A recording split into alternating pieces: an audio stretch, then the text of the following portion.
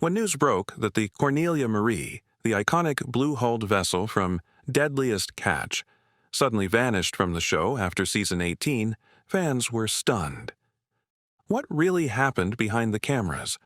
Was it a contract dispute, or something far more disturbing? Stick with us as we uncover the real reason the Cornelia Marie disappeared from Discovery's hit series, and what it means for one of reality television's most recognizable ships. The FV. Cornelia Marie wasn't just another crab boat navigating the treacherous Bering Sea, it was the floating headquarters for one of Deadliest Catch's most beloved personalities. Originally built in 1989, the 128-foot vessel gained fame through its association with Captain Phil Harris, whose straight-talking demeanor and unwavering work ethic made him a standout star since the show's early seasons. The distinctive blue and yellow boat quickly became recognizable to viewers around the world, its image as iconic as the dangerous profession it represented. Before becoming a television sensation, the Cornelia Marie had already established itself as a formidable presence in the Alaskan fishing fleet. Named after the wife of original owner Ralph Collins, the vessel was designed specifically for the brutal conditions of the Bering Sea. Its hull design and powerful engines allowed it to push through towering waves and icy conditions that would sideline lesser boats. The construction of the Cornelia Marie represented a significant investment. Millions of dollars poured into creating a vessel that could withstand the planet's most challenging commercial fishing environment while maximizing catch efficiency. The vessel's journey into television began when it first appeared during the Opilio crab portion of Season 1 as a partner boat to the FV Maverick. By Season 2, the Cornelia Marie had become a regular fixture, with Phil Harris at the helm, establishing the boat as one of the show's core vessels. With its seasoned crew battling 40-foot waves, mechanical failures, and the constant pressure of hitting quotas, the Cornelia Marie offered viewers an authentic window into the world's most dangerous profession. What set the Cornelia Marie apart from other vessels in the early seasons was the palpable sense of family aboard. Unlike some boats that operated with a strictly hierarchical militaristic structure, Phil Harris created an environment that, while certainly demanding, acknowledged the humanity of his crew. This was especially evident in his interactions with his sons, where tough love was balanced with moments of genuine affection rarely seen in the hypermasculine world of commercial fishing. These dynamics made the boat not just a workplace but a complex ecosystem of relationships that viewers could connect with on an emotional level. The rise. What elevated the Cornelia Marie beyond just another fishing vessel was the magnetic personality of Captain Phil Harris. With his raspy voice, chain-smoking habit, and no-nonsense leadership style, Phil embodied the rugged independence of Alaskan crab fishing. He'd started fishing with his father at 8 years old, and by 21 had become one of the youngest captains on the Bering Sea. Phil's decades of experience translated into consistent hauls and a reputation for finding crab when others couldn't. Phil's journey to becoming a captain was anything but easy. Born in 1956 in Bothell, Washington, he grew up with fishing in his blood. After high school, he immediately pursued crab fishing, working his way up from unpaid deckhand to captain through sheer determination and an uncanny ability to understand the patterns of the sea and its creatures. His early years as captain coincided with the Wild West era of Alaskan crab fishing, before strict quotas and regulations, when a successful season could make a young man wealthy overnight, but at tremendous physical risk. For more than 20 years, Phil had captained the Cornelia Marie before the cameras ever started rolling. His natural charisma and candid approach to both fishing and parenting made for compelling television. Viewers were drawn to his complicated relationship with his sons, Josh and Jake Harris, who worked as deckhands on the boat. The father-son dynamics, alternating between tough love, frustration, and genuine moments of pride, gave the Cornelia Marie storylines emotional depth beyond the already dramatic dangers of crab fishing. The decision to bring his sons aboard wasn't taken lightly. Phil knew firsthand the dangers and hardships of the profession, yet he also understood its potential rewards. By having Josh and Jake work their way up from the bottom, just as he had done, Phil hoped to instill in them the values of hard work, perseverance, and respect for the sea. This apprenticeship played out on camera, with viewers watching the Harris sons evolve from greenhorns to experienced deckhands, complete with all the mistakes, tensions, and occasional triumphs that such a journey entails. But what truly cemented the Cornelia Marie's place in reality TV history was the tragic, real-time documentation of Captain Phil's health struggles. In 2008, Phil was thrown from his bunk during a violent storm, suffering injuries that led to him coughing up blood. Though he initially resisted medical attention, he eventually sought help and was diagnosed with a pulmonary embolism, a serious condition that sidelined him for nearly a year. This health scare revealed another dimension of Phil's character, a stubborn refusal to acknowledge his own vulnerability, coupled with a deep-seated fear of letting down his crew and family. His initial reluctance to seek medical attention, captured on camera as he continued working while visibly suffering, illustrated the pressure fishermen face to push through pain and illness when thousands of dollars are at stake with each passing hour. When Phil finally did get treatment, the diagnosis was sobering. The embolism could have killed him at any moment, and his overall health was compromised by years of smoking, stress, and the physical toll of fishing. The pressure cooker. Life aboard the Cornelia Marie was never easy. The physical demands of crab fishing, hauling 800-pound pots in freezing conditions for 20-hour shifts, took a visible toll on everyone, but especially on Captain Phil. The pressure to maintain the boat's reputation as a top producer while managing a crew that included his own sons created a high-stress environment both on and off camera. The daily reality of commercial fishing in the Bering Sea involves constant risk assessment. Every decision a captain makes carries potential consequences that range from financial loss to crew fatalities. For Phil Harris, this responsibility was magnified by having his sons on board. Every time he ordered the crew to work in dangerous conditions, an unavoidable aspect of the job, he was knowingly putting his children in harm's way. This psychological burden, largely invisible to viewers but ever present in Phil's mind, contributed to the intense stress he carried. Weather in the Bering Sea is notoriously unpredictable and extreme. Storms can materialize within hours, transforming relatively calm waters into mountainous waves capable of capsizing even large vessels. The Cornelia Marie regularly operated in conditions that would shut down most maritime operations. 40-foot swells, hurricane-force winds, and temperatures so cold that sea spray instantly froze on contact with the deck, creating treacherous working conditions. The physical toll of maintaining balance and performing precise tasks in these conditions led to chronic injuries among many crew members, including Phil himself. The financial stakes were enormous. A successful season could bring in millions, but the costs were equally staggering, from fuel and bait to insurance and maintenance. The Harris family walked a financial tightrope, with Phil often investing everything back into the boat. The added pressure of performing for television cameras meant there was rarely a moment to decompress. The economic model of crab fishing creates feast or famine cycles that add to the pressure. Massive upfront costs must be paid regardless of whether the season proves successful. Fuel alone can cost hundreds of thousands of dollars before a single crab is caught. Bait, supplies, wages, and insurance add hundreds of thousands more.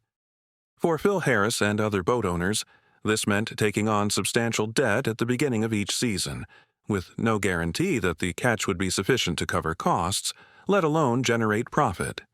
This financial precariousness led to many sleepless nights in the captain's chair as Phil pushed himself and his crew to find enough crab to stay afloat financially. Behind the scenes, the Discovery Channel's growing emphasis on dramatic storylines created another layer of tension. Producers needed compelling narratives for each episode, and the genuine dangers of the profession weren't always enough. Crews were expected to not just fish, but to be characters in an unfolding drama, a dual role that created burnout among many captains and crew members across the fleet. The presence of camera crews changed the dynamics aboard the Cornelia Marie in subtle but significant ways. While Phil Harris was naturally charismatic and comfortable on camera, having strangers documenting every moment aboard a working fishing vessel created inevitable complications. Space on a crab boat is already limited, and camera equipment and production personnel took up precious room. More significantly, the awareness of being filmed influenced behavior, sometimes creating additional friction among crew members who might be playing to the cameras or feeling self-conscious about their actions being broadcast to millions of viewers. And then everything changed. Behind the scenes. What viewers didn't fully appreciate was the toll that fame and the physical demands of crabbing were taking on Phil Harris. Friends reported that off-camera, Phil struggled with the responsibilities of being both a captain and a television personality. The long filming days extended already grueling fishing shifts, and the line between performing for cameras and running a legitimate fishing operation became increasingly blurred. The physical demands of crab fishing are extreme under any circumstances, but for Phil Harris, they were exacerbated by pre-existing health conditions and lifestyle factors. A lifelong smoker with a penchant for caffeine and energy drinks, Phil's body was showing signs of serious wear even before his 2008 medical emergency.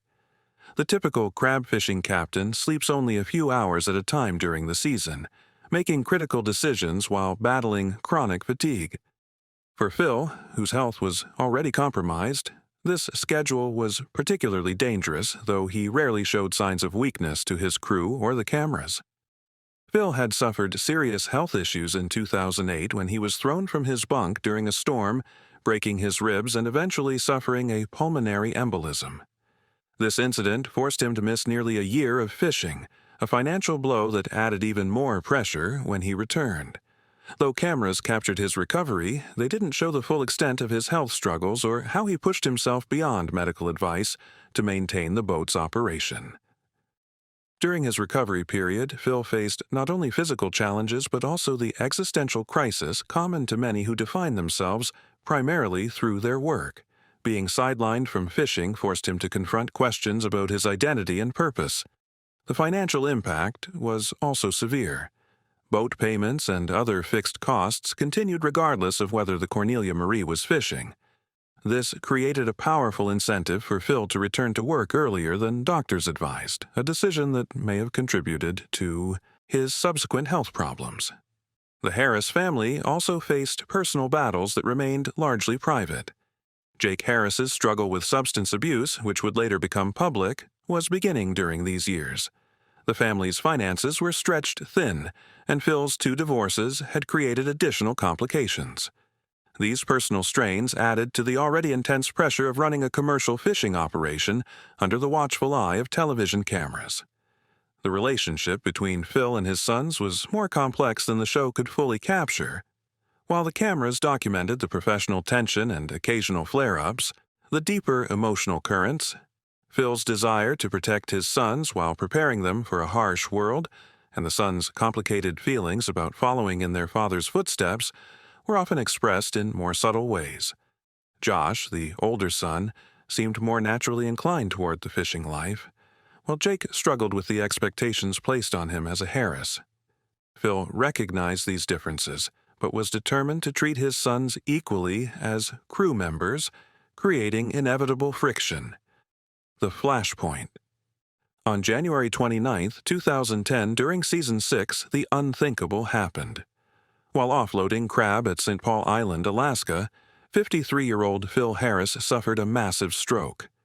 The devastating medical emergency unfolded with Discovery cameras present, documenting the frantic efforts to get him medical attention. Phil was airlifted to Anchorage for emergency surgery and placed in a medically induced coma to reduce brain swelling. The stroke occurred during a relatively routine moment.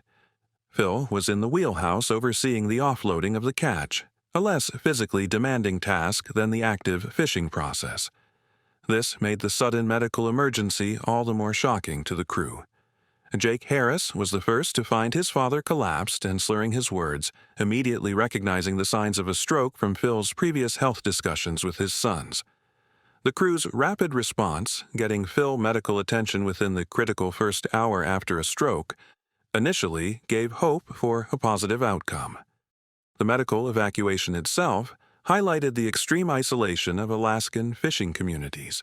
St. Paul Island has limited medical facilities, and the nearest comprehensive stroke center was in Anchorage, hundreds of miles away. Weather conditions threatened to delay the medevac flight, adding another layer of danger to an already life-threatening situation. The logistics of getting Phil from the remote island to advanced medical care represented a challenge that many Alaskan fishermen face in emergency situations. Despite showing initial signs of improvement after awakening from the coma, Phil suffered an intracranial hemorrhage on February 9, 2010, and passed away at the age of 53. The death of the beloved captain sent shockwaves through the Deadliest Catch community and its millions of viewers worldwide. The episode featuring his final days aired in July 2010, followed by a special tribute that remains one of the most emotional moments in reality television history. The decision to air footage of Phil's final days sparked debate among viewers and within the television industry. Some questioned whether broadcasting such intimate moments crossed ethical boundaries, while others praised the honest portrayal of the human cost of the fishing industry. Phil himself had reportedly given permission for filming to continue during his hospitalization, wanting his story told in full. The resulting episodes were handled with remarkable sensitivity by the production team, balancing the raw reality of the situation with respect for Phil and his family. Phil's death created an immediate question. What would happen to the Cornelia Marie? His sons Josh and Jake had been working on the boat but weren't experienced enough to take the helm. The vessel's future, both as a working crab boat and as part of the show, hung in the balance as the Harris family and the production team grappled with the enormous void left by Phil's absence. The impact of Phil's death extended far beyond his immediate family and crew. Fellow captains from competing boats who had often engaged in friendly rivalry with Phil were visibly shaken by the loss of one of their own. Sig Hansen of the Northwestern, Keith Colburn of the Wizard, and other captains spoke openly about the sobering reminder of their own mortality. In a profession where showing vulnerability is rare, these hardened fishermen openly grieved for their fallen colleague, creating some of the most genuine emotional moments ever captured in reality television. Spin versus reality. In the wake of Phil's death, Discovery's portrayal of the Cornelia Marie's future took on the familiar dramatic narrative viewers had come to expect. The network framed the storyline around Josh and Jake Harris's quest to honor their father's legacy by purchasing the boat and continuing its fishing tradition. This narrative of family legacy and perseverance resonated with audiences and kept the Cornelia Marie relevant to the show. The television narrative suggested a relatively straightforward succession plan. Phil's sons would follow in his footsteps, eventually taking ownership of the Cornelia Marie and maintaining its place in the Bering Sea Fleet. This storyline aligned perfectly with American values of family business, perseverance through adversity, and honoring one's parents. It provided viewers with an emotionally satisfying arc that transformed the tragedy of Phil's death into a redemptive story of his sons carrying forward his legacy. But the reality was far more complicated. According to those close to the situation, the Harris brothers faced significant financial and logistical hurdles in their attempt to take ownership of the vessel. Neither had the experience or resources to immediately step into their father's role. The emotional story of sons carrying on their father's legacy made for compelling television, but it glossed over the practical challenges of running a multi-million-dollar fishing operation. The ownership structure of the Cornelia Marie was more complex than presented on screen. Phil Harris had been a part owner, not the sole owner, meaning his sons couldn't simply inherit the vessel. Purchasing the boat would require millions of dollars in financing, and banks are typically reluctant to lend such sums to young fishermen without established track records as captains. Additionally, successful fishing requires not just a boat, but fishing rights and quotas, which represent another massive financial investment. The boat passed to Phil's son, Josh Harris, who eventually purchased it with the help of Casey McManus. Together, they captained the vessel starting in Season 10. What wasn't shown was the complex financing arrangement and the steep learning curve Josh faced as a new captain. The show also downplayed the role of investors and other experienced captains who stepped in to keep the Cornelia Marie operational, while Josh gained experience. The fishing industry itself was undergoing significant changes during this period, adding another layer of complexity to the Cornelia Marie's situation. The implementation of catch share programs and individual fishing quotas had transformed the economics of crab fishing, creating additional barriers to entry for new captains.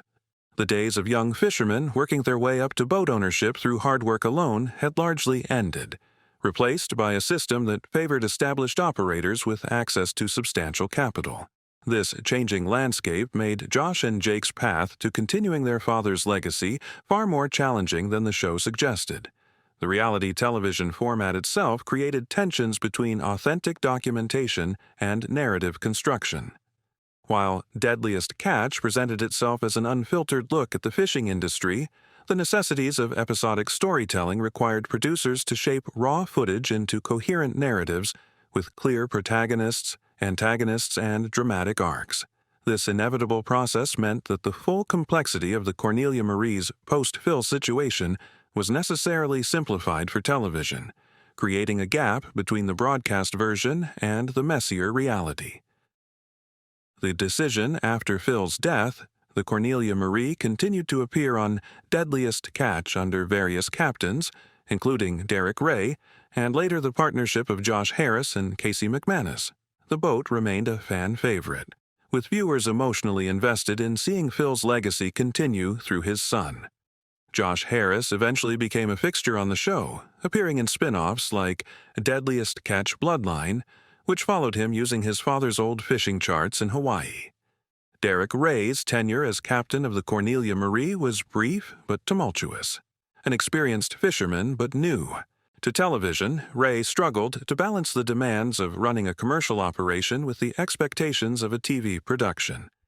His stricter management style contrasted sharply with Phil Harris's more personable approach, creating tension with the crew and especially with Josh and Jake, who were still grieving their father. These conflicts made for dramatic television but created a challenging work environment that ultimately proved unsustainable. The ownership transition was similarly complex. The Cornelia Marie changed hands multiple times after Phil's death, with various investors and partners coming and going. Josh Harris's eventual co-ownership with Casey McManus represented the culmination of years of financial maneuvering and business negotiations, largely invisible to viewers. McManus, an experienced captain from a fishing family, provided the operational expertise that complemented Josh's developing skills and connection to the Harris legacy. But in season 13, something unexpected happened. The Cornelia Marie disappeared from the show entirely. Josh Harris explained at the time that it was simply a creative decision made by the producers, rather than any dispute about money. While fans were disappointed, the boat returned the following season, seemingly confirming that the absence was indeed just a temporary production decision. This temporary disappearance highlighted the complex relationship between the working fishing vessels and the television production. Unlike scripted television, where actors are bound by contracts to appear in every episode, Deadliest Catch dealt with real boats that needed to fish regardless of whether cameras were present. The economics of crab fishing sometimes clashed with the needs of television production, creating situations where boats might prioritize their commercial operations over filming schedules or producer requests. But that wasn't the whole story. In 2022, as season 19 approached, both the Cornelia Marie and Josh Harris vanished from the show, this time with no explanation from Discovery. The boat that had been central to the series for over a decade was suddenly gone, leaving viewers confused and speculating about behind-the-scenes drama. This time, the absence wasn't temporary. Season 19 came and went without the iconic blue hull, and it remained absent for season 20 as well. The real reason finally emerged in shocking reports.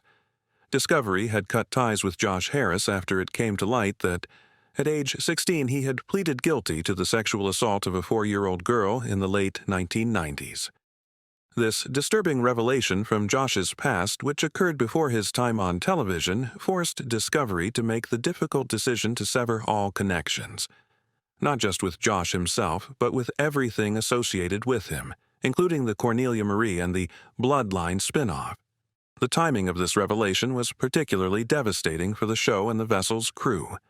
After years of building Josh Harris as a central character, the son carrying on his father's legacy despite tremendous odds, Discovery was forced to abruptly remove him from the narrative.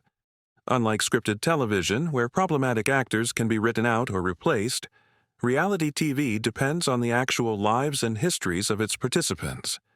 When those lives contain disturbing elements that clash with network values, the results can be far-reaching. The fallout.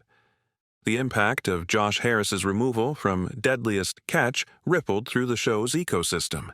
Casey McManus, who had co-captained the Cornelia Marie with Josh, revealed on social media that Discovery did not renew contracts with the boat, nor Josh nor I. It was a bummer deal, but there's no crab to catch anyways. All the seasons are shut down. Smoke and mirrors. The collateral damage extended to crew members who had nothing to do with Josh's past actions, but lost their television platform nonetheless. The timing of the decision coincided with a particularly challenging period for the Alaskan crab fishing industry. For the first time in history, the Alaska Department of Fish and Game had canceled the 2022 to 2023 Bristol Bay Red King crab season due to population concerns, followed by similar cancellations for snow crab.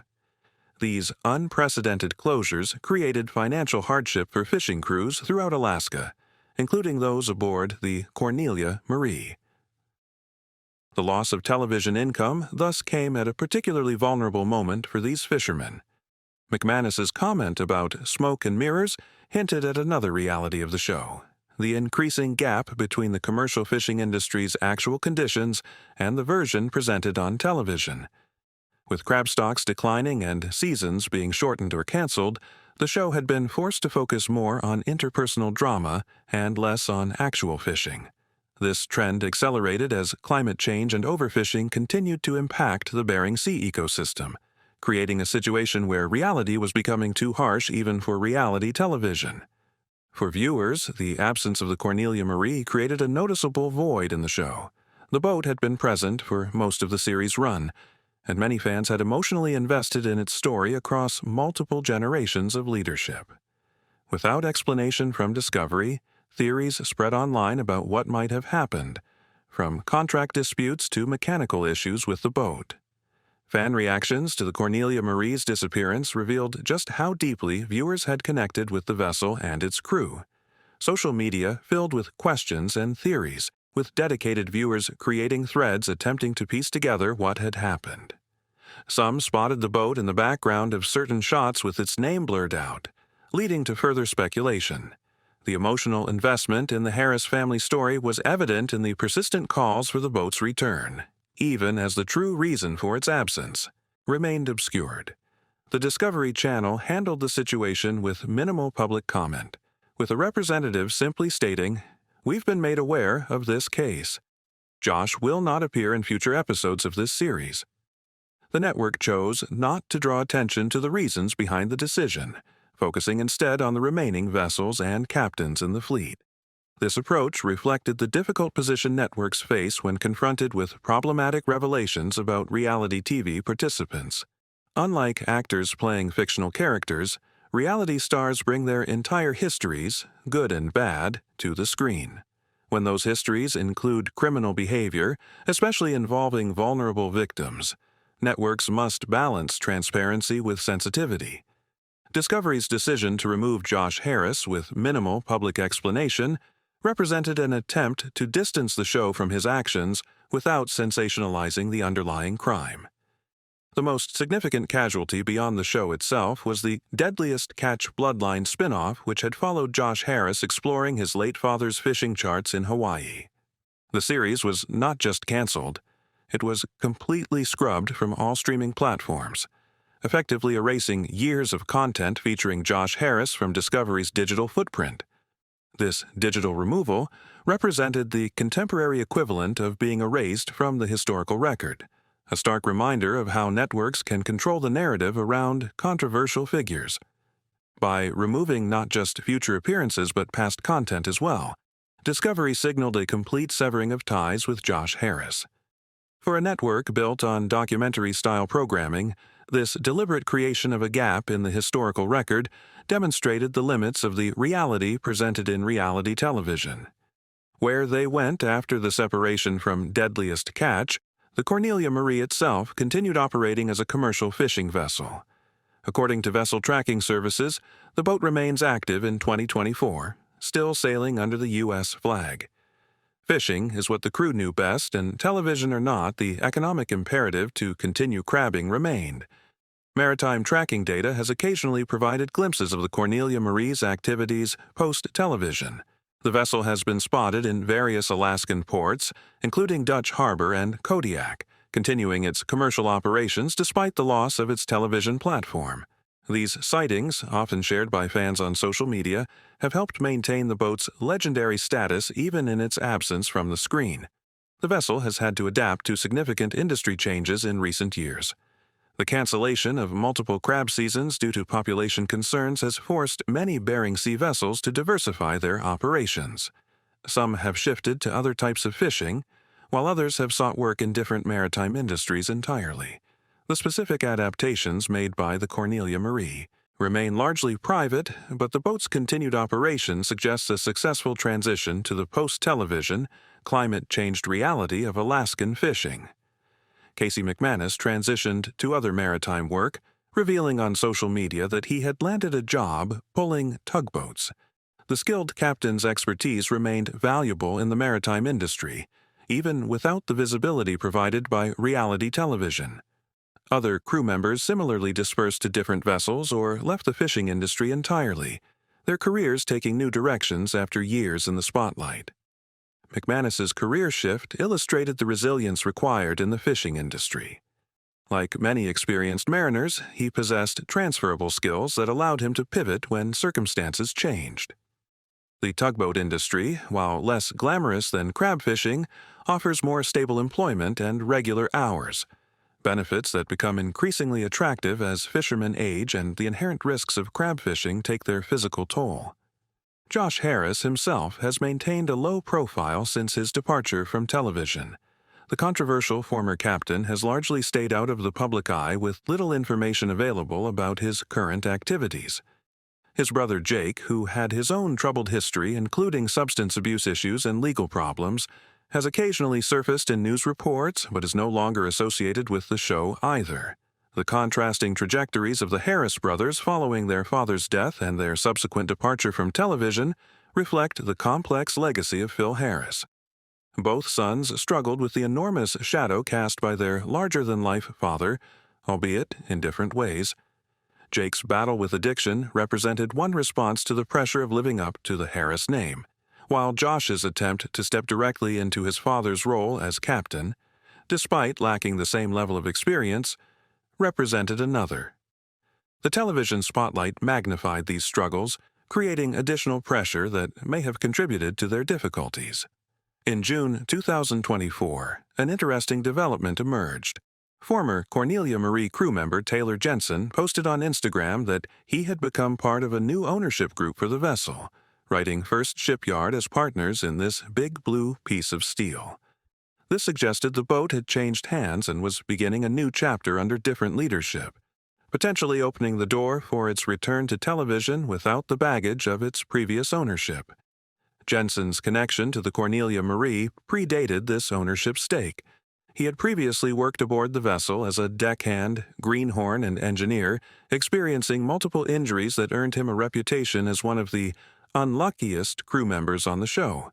His transition from crew member to part owner represented the traditional career progression in fishing, working up from the deck to the wheelhouse and eventually to ownership that has become increasingly rare in the modern, highly capitalized industry. The new ownership group also included Roger Thomas, Kari Toivola, and Jake Albinio, creating a more diverse ownership structure than the vessel had previously known. This transition reflected the increasing trend toward shared ownership in the fishing industry, where the enormous costs of vessels, permits, and quotas have made sole proprietorship increasingly rare. By spreading the financial risk among multiple stakeholders, the new arrangement potentially created a more sustainable future for the iconic vessel. What people get wrong. A common misconception among Deadliest Catch viewers is that the Cornelia Marie was somehow decommissioned or no longer exists. In reality, despite its absence from the show, the Cornelia Marie has remained active in fishing operations. Like many working vessels featured on the program, its primary purpose has always been commercial fishing, with television being a secondary consideration. This misunderstanding highlights the power of television to shape public perception. For millions of viewers, the Cornelia Marie exists primarily as a television character rather than a working vessel. Its disappearance from the screen created the impression that it had ceased to exist entirely, when in fact it simply returned to its original purpose, catching crab without cameras present. This disconnect between television representation and physical reality is a common feature of reality programming, where the televised version of something often takes precedence over its actual existence. Another misunderstanding relates to the boat's disappearance from the show in Season 13. While many assumed there was a contract dispute or other dramatic reason, Josh Harris maintained it was simply a production decision. The boat's return in Season 14 seemed to confirm this explanation, though the more permanent disappearance after Season 18 had very different causes. The production logistics of Deadliest Catch are frequently misunderstood by viewers. The show cannot film every boat in the fleet simultaneously, nor can it capture every moment of a fishing season that might last months. Producers must make decisions about which vessels to focus on each season, balancing factors like dramatic potential, crew personality, and practical filming considerations. These normal production decisions sometimes get misinterpreted by viewers as indicating deeper problems when a familiar boat temporarily disappears from the lineup. Some viewers also incorrectly believe that Discovery's decision to cut ties with Josh Harris and the Cornelia Marie was related to the crab fishing quotas or other industry challenges. While McManus did mention that there's no crab to catch anyways when discussing the contract non-renewal, this was separate from the primary reason for Josh's removal from the show, which was the revelation of his past legal troubles. The timing of Josh Harris's removal coinciding with crab season cancellations created confusion about cause and effect. Some viewers assumed the Cornelia Marie was dropped because there was no fishing to film, when in reality, the decision was based on the much more serious issue of Harris's criminal history. This conflation of separate issues demonstrates how viewers often seek simple explanations for production decisions that might have multiple complex factors. Another common misconception involves the ownership history of the Cornelia Marie. Many viewers assume that Phil Harris was the boat's original and sole owner, when in fact he was initially a hired captain who later became a part owner. The vessel's ownership has changed multiple times throughout its history, with various investors and partners involved at different stages. The television narrative sometimes simplified these arrangements to focus on the Harris family connection, creating a perception that doesn't fully align with the vessel's actual business history. Legacy check. Despite the controversy surrounding its exit, the Cornelia Marie's legacy in Deadliest Catch remains significant. For many seasons, it represented the dangerous reality and family drama of Alaskan crab fishing. The boat's distinctive blue and yellow color scheme made it instantly recognizable, and Captain Phil Harris's larger-than-life personality created some of the show's most memorable moments. The vessel's contribution to the show's success cannot be overstated.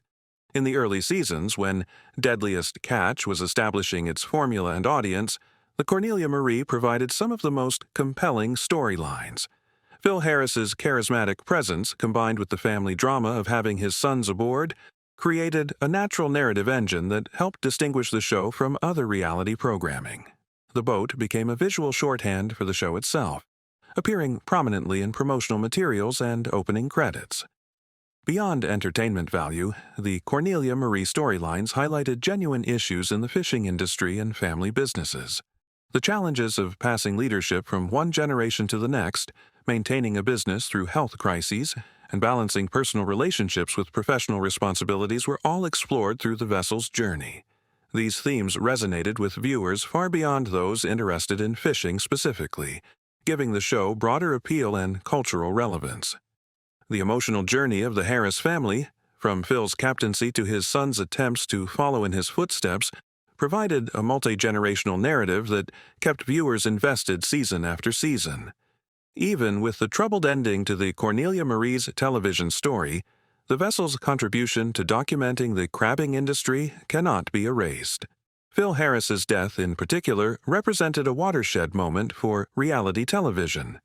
The decision to document his stroke, hospitalization, and ultimately his passing pushed the boundaries of the format, raising questions about the ethics of filming real tragedy while also providing an unprecedented level of authenticity. The resulting episodes were handled with remarkable sensitivity and respect, setting a standard for how reality programs could address serious subjects without exploitation. Perhaps most importantly, the Cornelia Marie's legacy includes raising awareness about health issues in the fishing industry. Phil Harris's stroke and subsequent death highlighted the physical toll of the profession and the limited access to medical care in remote Alaskan waters. His medical emergency, captured on camera, sparked conversations about occupational health and safety that extended far beyond the show's audience. The Cornelia Marie also played a role in educating the public about sustainable fishing practices and the regulatory environment surrounding the industry. As quotas tightened and seasons shortened, the boat's crew explained these changes to viewers, putting human faces on complex policy decisions. This educational component, while secondary to the entertainment value, helped create a more informed public dialogue about marine resource management and the future of commercial fishing. Now versus then. When the Cornelia Marie first appeared on Deadliest Catch, it represented the quintessential Alaskan crab boat, a working vessel operated by a seasoned captain with decades of experience. Captain Phil Harris embodied the old-school fishing mentality where captains relied on instinct and hard-earned knowledge to find crab. The boat's story arc initially focused on the challenges of the profession itself: dangerous seas, equipment failures, and the constant race against time and quotas. The early seasons captured a fishing industry in transition. When filming began in the early 2000s, the Bering Sea crab fishery was moving from a derby-style system where boats competed to catch as much as possible during brief open seasons, to a quota system that allocated specific amounts to each vessel. This fundamental change altered the economics and strategy of crab fishing, creating winners and losers as the industry consolidated. The Cornelia Marie's journey through this transition provided viewers with an inside look at a historic shift in American fisheries management. The technology aboard the Cornelia Marie evolved dramatically over its years on the show. In early seasons, the boat relied primarily on Phil Harris's experience and relatively basic navigation and communication equipment. Over time, increasingly sophisticated technology appeared in the wheelhouse, from advanced radar and sonar systems to computerized mapping programs that could track historical catch data. This evolution reflected broader changes in the fishing industry, where technological advancements have partially offset declining stocks and tightening regulations. Today, the Cornelia Marie exists in a dramatically different context. No longer in the television spotlight, it operates as one of many commercial fishing vessels working the Bering Sea. The boat recently resurfaced on Instagram with a fresh account, with information indicating that a number of fishermen now co-own the crabber, including Roger Thomas, Kari Toivola, Jake Albinio, and Taylor Jensen. This new chapter represents a return to the vessel's primary purpose, commercial fishing, without the added complications of reality television production. The contrast between then and now highlights how much Deadliest Catch itself has changed. What began as a documentary-style program about the fishing industry has evolved into a more produced reality show with established characters and dramatic storylines. The early seasons' focus on the genuine dangers and rewards of crab fishing has expanded to include more interpersonal drama and conflict, reflecting broader trends in reality television. The fishing industry the Cornelia Marie now operates in bears little resemblance to the one captured in the show's early seasons. Climate change has dramatically altered the Bering Sea ecosystem, shifting crab populations and disrupting traditional fishing patterns. Regulatory responses to these changes have included season cancellations and quota reductions that would have been unthinkable when Phil Harris was captain. The current operators of the Cornelia Marie face challenges that even experienced captains of the previous generation could not have anticipated. Economic realities have also shifted dramatically. Fuel costs have risen substantially, while crab prices fluctuate with global market conditions and changing consumer preferences. The massive upfront investment required to participate in the fishery has increased, creating higher barriers to entry and pushing the industry toward further consolidation. These changes have transformed crab fishing from the relatively independent operation seen in early seasons to a more corporate, finance-driven industry where margins are tighter and risks higher. Perhaps most significantly, the cultural context has changed. When Deadliest Catch began, the rugged individualism and frontier mentality of Alaskan fishing resonated with viewers seeking authentic alternatives to increasingly polished reality programming. Today, audiences are more sensitive to issues of sustainability, workplace safety, and the personal histories of reality participants. The Cornelia Marie's journey, from Phil Harris's captaincy through the controversial exit of his son, reflects these shifting cultural values and expectations. Big picture. The saga of the Cornelia Marie reveals much about the complex relationship between reality television and actual reality. While Deadliest Catch presents itself as an unvarnished look at the dangerous profession of crab fishing, the show inevitably shapes and selects which aspects of that reality viewers see. The editing room has as much influence on the narrative as the Bering Sea itself. This tension between authentic documentation and narrative construction lies at the heart of reality television's appeal and its limitations. Viewers are drawn to Deadliest Catch partly because it shows real danger, real relationships, and real consequences, elements often missing from scripted entertainment. Yet the commercial imperatives of television require stories with clear arcs, identifiable characters, and emotional payoffs that may not naturally occur in the messy reality of commercial fishing. The Cornelia Marie story demonstrates both the power of authentic storytelling and the inevitable compromises required to package reality for television audiences.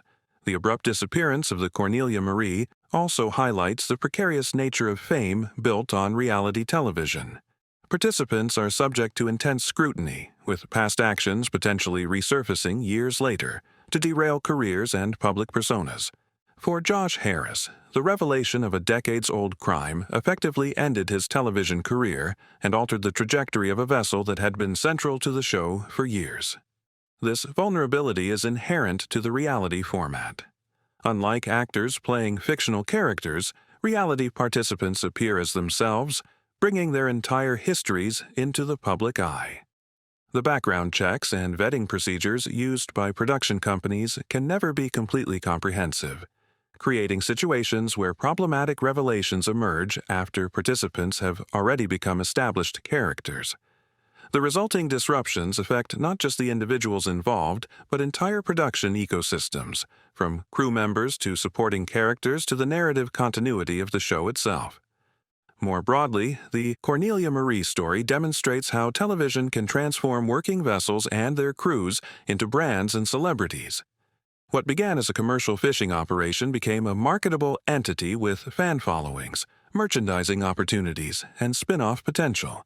This transformation brought financial opportunities but also created dependencies and expectations that complicated the boat's primary mission of catching crab.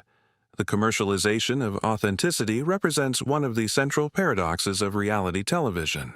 Viewers are attracted to shows like Deadliest Catch precisely because they offer glimpses of life experiences far removed from typical entertainment. Yet the very act of documenting these experiences transforms them, creating a feedback loop where participants become increasingly aware of their status as characters in an ongoing narrative. For vessels like the Cornelia Marie, this dynamic creates both opportunities and complications, as fishing decisions become intertwined with production considerations.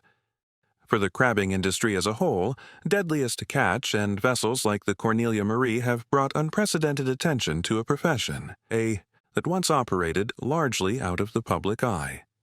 This visibility has created economic opportunities, but also subjected the industry to new pressures and expectations that continue to reshape how these boats operate in both their television and commercial capacities.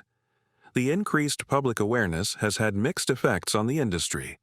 On one hand, it has created new revenue streams through tourism, merchandising, and appearance fees that help offset the increasingly challenging economics of commercial fishing. On the other hand, it has subjected fishing practices to greater scrutiny, accelerating the push toward more sustainable operations, while sometimes creating unrealistic expectations about the economic viability of traditional fishing methods in a changing climate. The Cornelia Marie's journey also reflects broader societal tensions around how we reconcile a person's public contributions with their private failings. Phil Harris was celebrated for his authenticity, work ethic, and devotion to his sons, while his health problems were linked to lifestyle choices that the show sometimes glamorized. Josh Harris initially represented the continuation of his father's legacy, only to have that narrative disrupted by revelations about his past actions. These complex human realities resist the neat categorizations that television narratives prefer, creating inevitable tensions when reality intrudes on reality television. Closing beat. The Cornelia Marie's journey, from Phil Harris's captaincy through his son's tumultuous tenure to its current existence outside the television spotlight, mirrors the unpredictable and often harsh realities of life at sea. Like the bearing waves that pound its hull, the boat has weathered storms both natural and man-made, emerging changed but still afloat. While its disappearance from Deadliest Catch came under disturbing circumstances, the vessel itself continues its primary mission away from the cameras, a testament to the enduring reality that exists beyond reality television. The blue hull still cuts through the cold Alaskan waters, carrying with it the complicated legacy of those who have stood at its helm. The story of the Cornelia Marie ultimately reminds us that behind every television narrative lie real people with complex histories, making difficult choices in challenging circumstances. The fishermen who work the Bering Sea do so not for cameras or fame, but to support their families and communities through one of the world's most dangerous professions.